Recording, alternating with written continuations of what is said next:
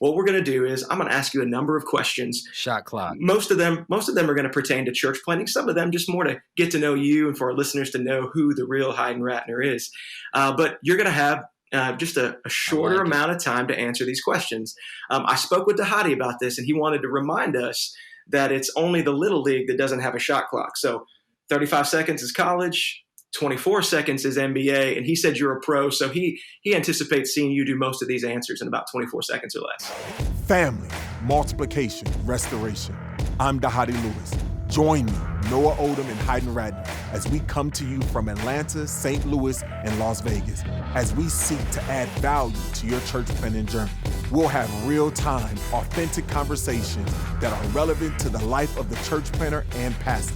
Join us as we hear from leaders of this movement from across North America and discover what it really takes to plant churches everywhere for everyone. The world tells us our differences should divide us. But the gospel, it has a different story. Our mission, our calling, His command, is a mission that unites every Christ follower in a way that stands out, a way that doesn't make sense to the world.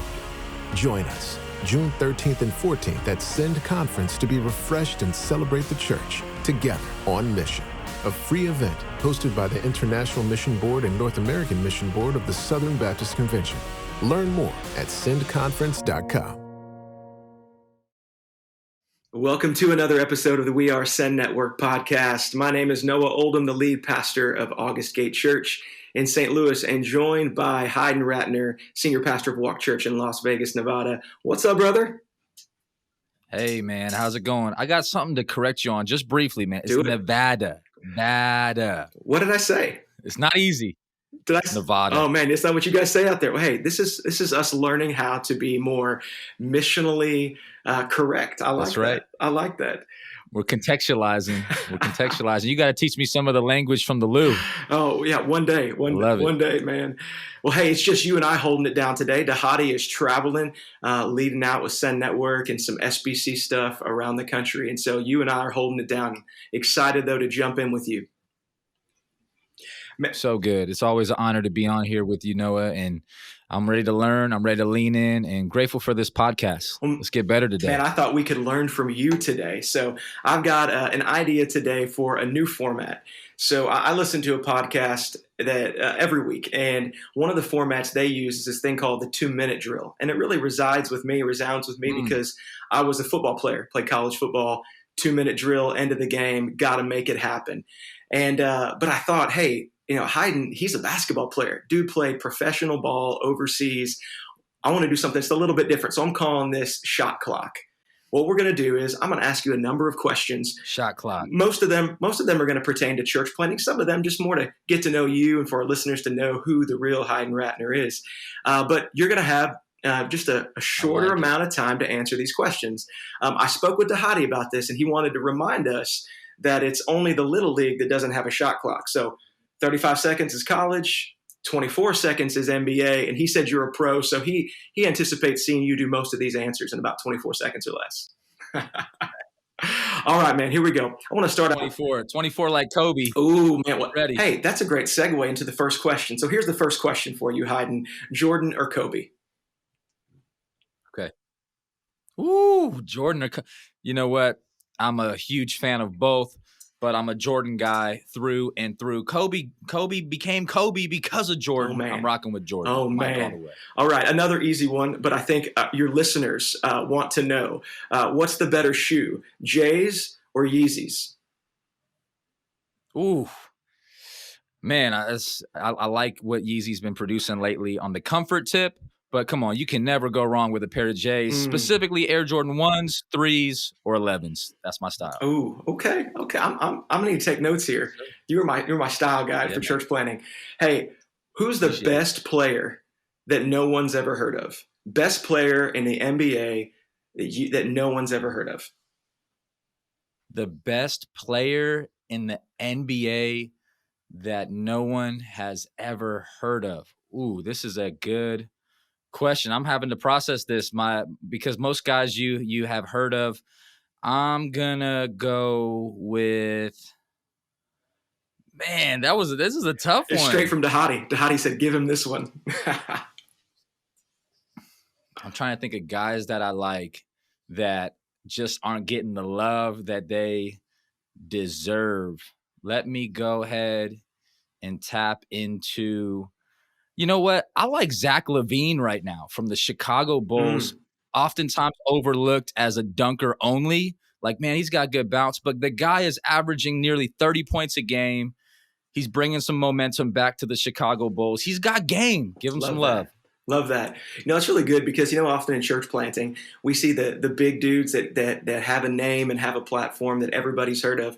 But there are dudes who are laboring in their mission field, getting it done, that are killing it, that no one's even heard of, because it's not about being heard of. It's about following the Lord. So, man, that's good. I love that. Zach LaVine.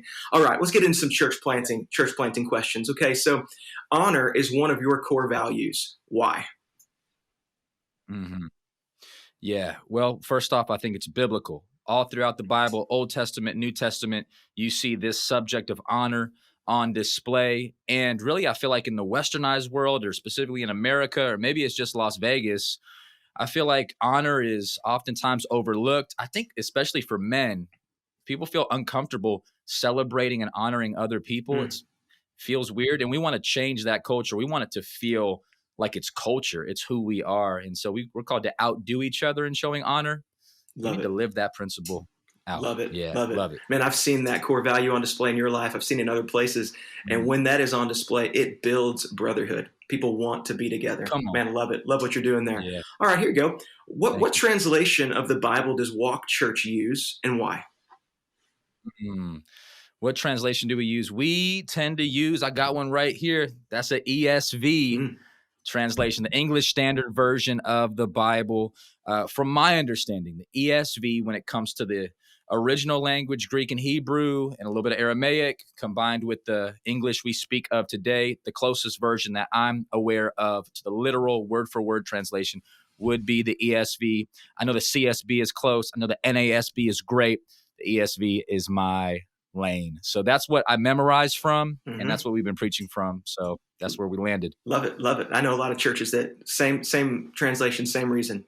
Hey, here's another one. So good. When you planted, did you have an outside board of overseers that helped you make decisions and keep you in check? And if so, would you recommend that others do as well? Yes, but with some caveat and nuance to the answer. In 24 seconds, we did have an outside board type group that walked with us, but it was from our sending church here in our city. So it wasn't an outside board that was one person's in Texas, one person's in New York, one person's in Florida, one person's in Vegas.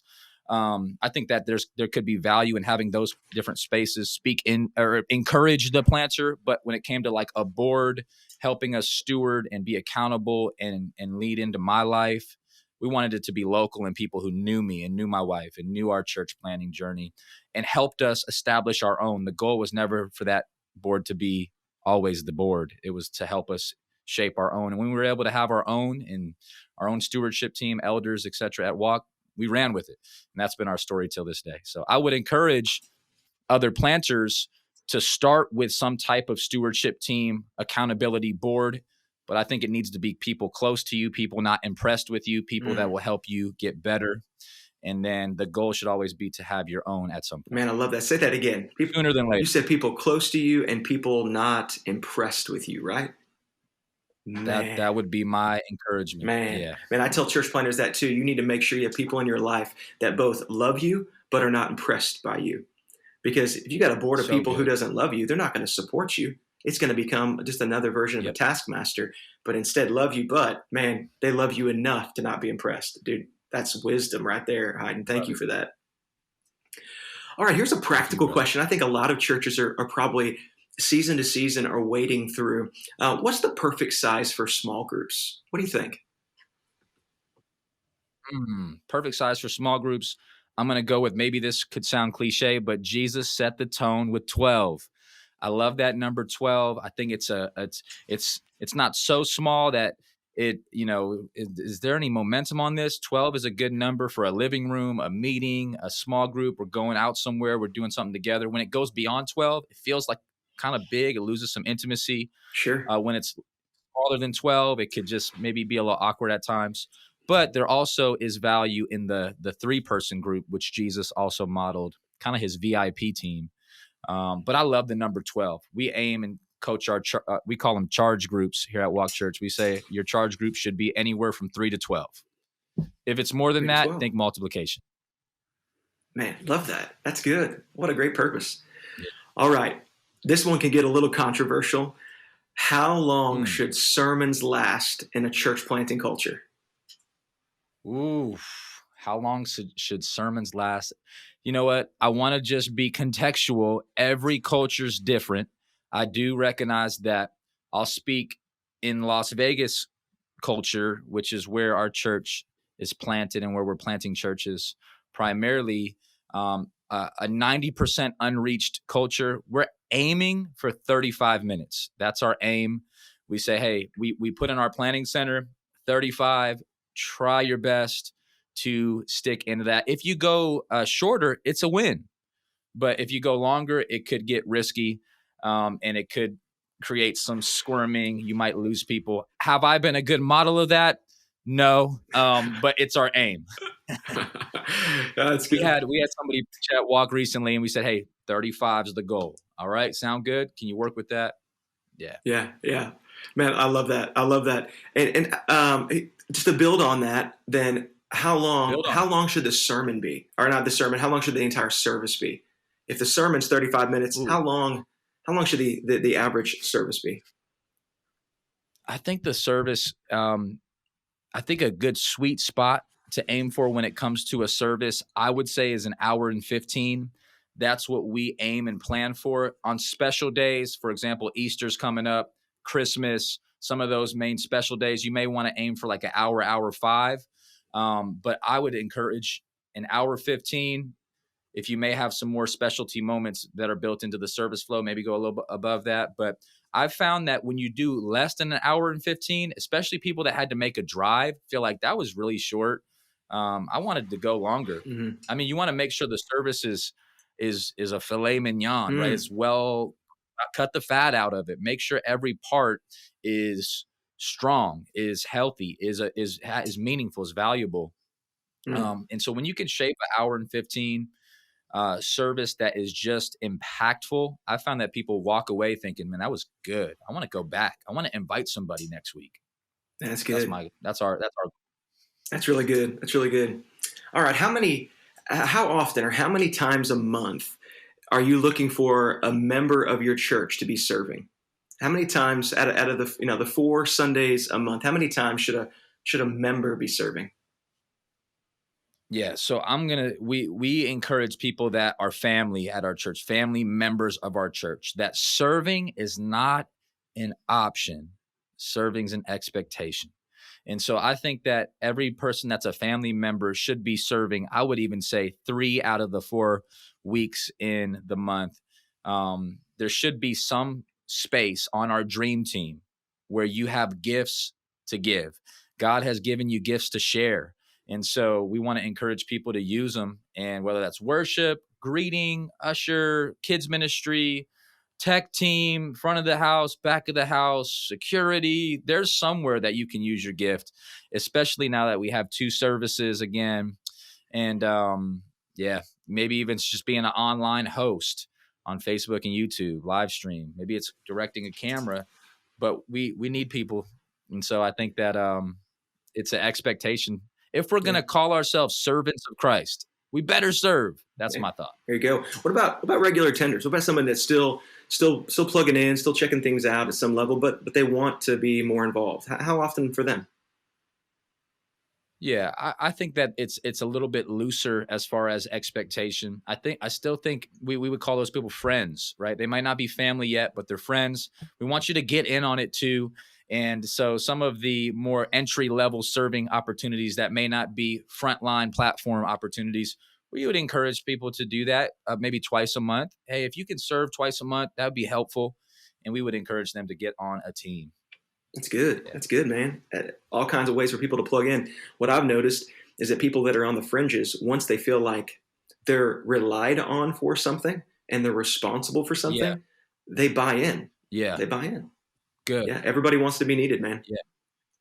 Those seem to be the two, right? Joining a group and serving. Yeah. If we can help people join a group and serve, there just seems to be a deeper level of ownership and buy-in, which I think we should build energy around those two things. Yeah, absolutely. Yeah. All right, here's one I've been wanting to ask you. What's one big thing a planter should start saving for right now? Ooh, good word. I'll just go ahead and take a page out of this previous Sunday. We sent out our first church planner out of Walk Church, Image Church, led by Pastor Ryan and his wife, Kirsten Ivy. And one of the things we said this Sunday is that we started saving for this church plant before we knew Pastor Ryan and Kirsten. Before we launched our church, we made a decision, a conviction that we're going to place money aside every month that will go to our future church plant. By faith, we're going to show the Lord by faith we want to plant churches. We're even going to put money toward it. And so we were able to give him that check this Sunday and said, we've been praying and stewarding these dollars for you and for this plant. And I think if you're a church planter, if you want to be a church planting church one day, start putting money toward it today. I think God will honor that. Good. And he'll say, okay, I can send somebody your way. You're prepared for this. Yeah.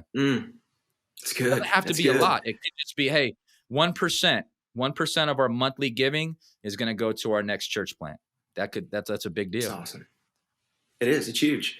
Yeah, we're getting ready to send out a church planter this year. And by God's grace, we've been saving for years. From the very beginning, we've put money aside. This is our church planting fund. And we're able to help fund his apprenticeship year as he comes off of our staff team into an apprenticeship role. All of a sudden, he's got cash to build on. So, and thankful to the Lord for that. So good. All right, what discipline, Heiden, you planted 5 years ago. What discipline do you have today that you didn't have 5 years ago before you planted? Really good. You know, there's probably a variety of answers I could go here. The one that's coming to my head would just be habits of prayer. So I feel like today I have disciplines that I'm working toward that are continual habits of, okay, this is a moment to pray. And so, for example, when I pull out of my driveway, I live in a gated community here in Las Vegas. It's about 2 minutes to get to the gate. And so I'm saying I've committed during those 2 minutes. I'm not going to take a phone call. During those 2 minutes, I'm not going to necessarily talk to my kids. If they're in the car with me, we're going to take that drive to the gate and we're going to seize that commute. We're going to pray till we get to the gate. And so I'm fine. There's other moments where I'm okay. I have a little time block here. This is a moment to talk to God. I want to have God encounters throughout the day. And I feel like 5 years ago, I could have used more God encounters, pockets of prayer, habits of prayer. And I'll even just say, this is a book that I've been reading. It's called Atomic Habits. I've taken our staff through it right now. And the author, James Clear, has just been talking about how to have easy, attainable habits that you can work into your day. And I'm building those principles around holy habits, and prayer is a key one. So that's a discipline right there. I like that. Hey, keeping the same theme of habits and disciplines, we know that church planners need to be healthy. Pastors need to pursue health, especially the stressful jobs that we often have. What is your preferred pursuit of fitness? Would you say cardio or weights? Between those two, which do you prefer? Ooh, great. You know what? I would prefer cardio, specifically on the basketball court. I struggle with treadmill runs. I'm getting better at just doing miles, etc. But I need to be competing. I need to be on an app that I'm seeing what everybody else is doing. It just sparks that motivation. But my best cardio is when we're doing pickup games. We could play for hours. The thing that's been challenging in this season is that a lot of the gyms have been shut down. So you got to try to find that lone court and get that text message to get some good run in. It reminds me of playing NBA Street back in the day, getting outside. Yeah. With that video game. NBA man. Street. Classic. Yeah, there's two things that I love when it comes to fitness, lifting weights and not running. Those are my two favorite things. Yeah, that might be a shirt, Noah. Lifting weights, not running. Yeah. I think it exists already. Yeah. All right. Here's my last question for you. Thinking of where we've been this last year, what is one of the biggest things that God has taught you through the pandemic? Oof, that's a good word. The biggest thing the Lord has taught me through the pandemic. Again, might sound kind of cliche. This is my journey, but just the value of spending quality time with the people that are closest to you. My 2020, I don't mean to say this in a boastful way or a prideful way by any means. 2020 for me was going to be the biggest platform year of my life. When it comes to speaking engagements, camps, conferences, retreats, it just seemed that left and right, there were so many opportunities that were so fresh. I remember Nina and I talking in February of 2020 thinking, okay, we're going to really have to be intentional because I'm not going to be in Las Vegas too much because we feel like this is a call that God has on my life. And in a month, all of them were canceled. And so I look back, and one of the things that Nina and I implemented were more date nights, more time with our kids. We implemented a night where my parents would come over our house. Nina's mom would come over our house. We would do these big family dinners that we hadn't done ever. And that became a weekly routine where we're just staying at the house and having fun. And man, it was so fresh. And I realized, man, this was more impactful and meaningful for my soul and those closest to me than doing anything else. Not that any of the other items would have been bad by any means. They would have been awesome. But the Lord had to show me, no, I'm right where I need to be. This is great. And it's kingdom. And so I want to continue, even if stuff opens back up more and there's more opportunity, etc. Man, the thing that's most valuable are the people that God has already placed in your nuclear family and in your city. Lean into those relationships. It's so fresh. Man, that's so good. Sad that it took a pandemic to like really own that, but yeah, absolutely. Story, yeah. But God's teaching it, man. God's teaching that. He's teaching so many other people that too. Heiden, it's been so good to learn from you today, to hear all that wisdom. Thanks for going along with my new format, Shot Clock. You gave us the shot clock, a high field goal percentage. You even gave some overtime there at the end. Thankful for it, bro. And we're thankful for all the listeners joining us today for the We Are Send Network podcast. As always, hit that subscribe button, share this on social media, pass it along to anybody you think it could be helpful to. If you want to know more about church planting specifically with the Send Network, you can text the words Send Network to 888-123. That's 2 words, Send Network to 888-123. And you can check us out at sendnetwork.com. Until next time, we are Send Network. You have been listening to We Are Send Network, a resource of the North American Mission Movement. For more information about today's podcast and other relevant resources, visit sendnetwork.com.